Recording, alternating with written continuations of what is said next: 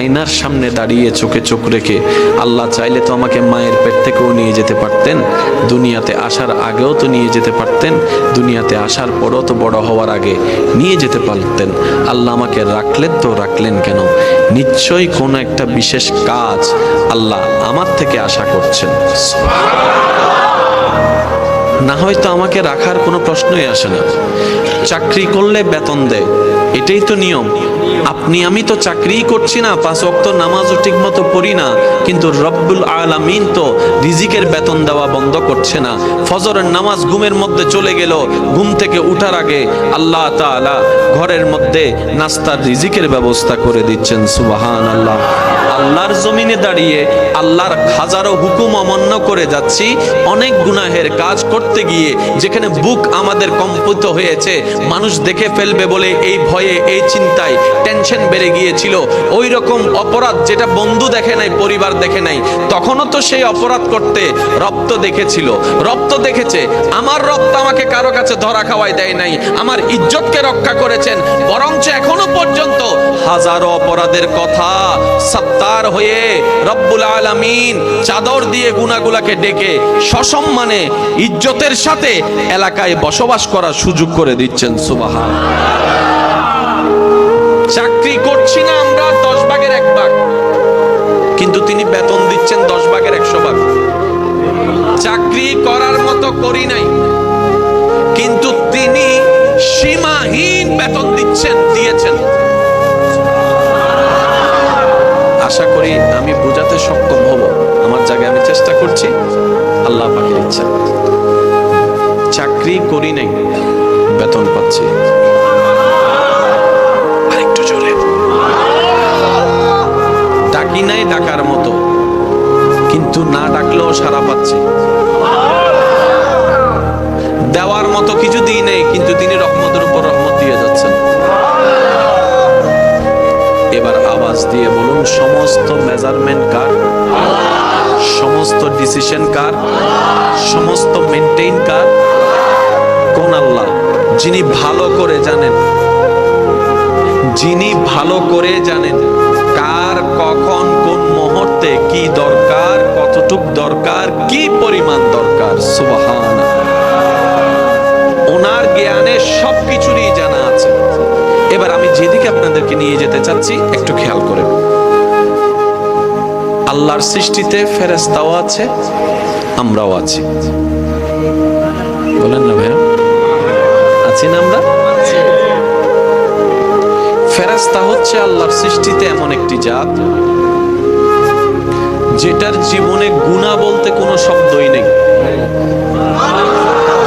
তো গুনাহ কাকে বলে? এক কথায় যদি বুঝি, যেই কাজে রব নারাজ হয়, যেই কাজে রব কষ্ট পায়, এটার নাম গুনাহ। কথা বলে না ভাইয়া? যেই কাজে রব নারাজ হয়, এটার নাম গুনাহ। এবার কথাটাকে উল্টা করেন, সওয়াব মানে কি? যেই কাজে রব খুশি হয়, এটার নামই সওয়াব। সুবহানাল্লাহ। আমি মন মতো পাচ্ছি না, আর একটু জোরে বলেন না সুবহানাল্লাহ। সৃষ্টির যেই কাজে রব নারাজ হয়, এটার নাম গুনাহ। সেজন্য জাহান্নাম দেওয়া হয়।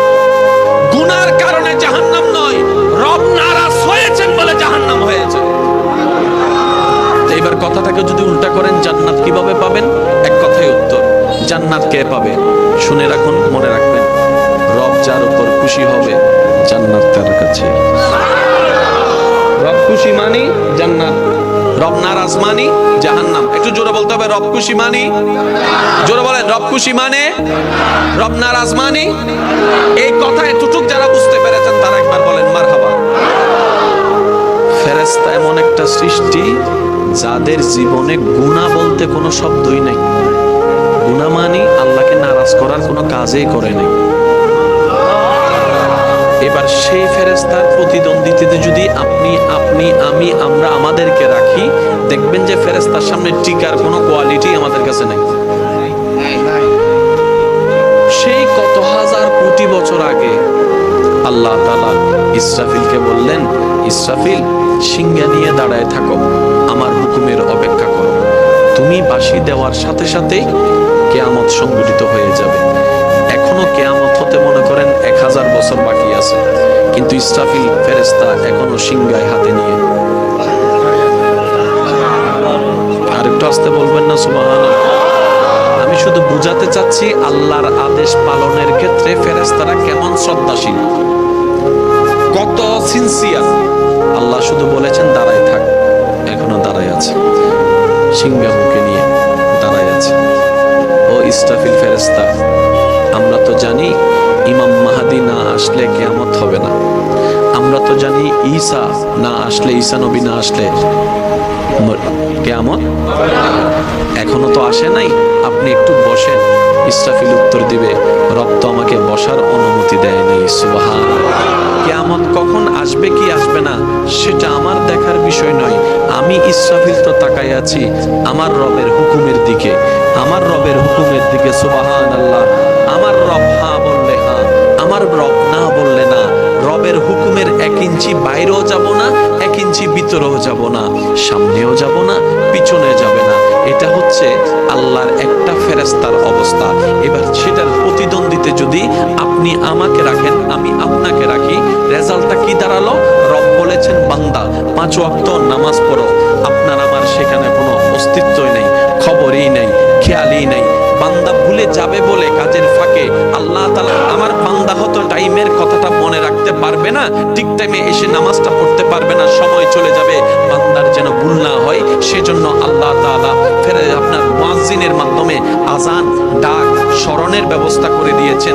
সেখানে যেন আজানটা মুয়াজ্জিনের মনে না করে, সেজন্য আজানের শুরুতে আল্লাহু আকবার বলে স্রষ্টার নাম ইয়াদ করাই দিচ্ছেন। বলেন সুবহানাল্লাহ। বান্দারা তো সবাই লাভ বুঝে, লসের দিকে কেউ যেতে চাই না। সেজন্য আল্লাহ তাআলা নামাজের দিকে ডাকার জন্য হাইয়া আলাস সালাহ শব্দটা বলার পরপরই হাইয়া আলাল ফালার ধ্বনিটাও শোনাই দিচ্ছে বান্দাদেরকে। সুবহানাল্লাহ।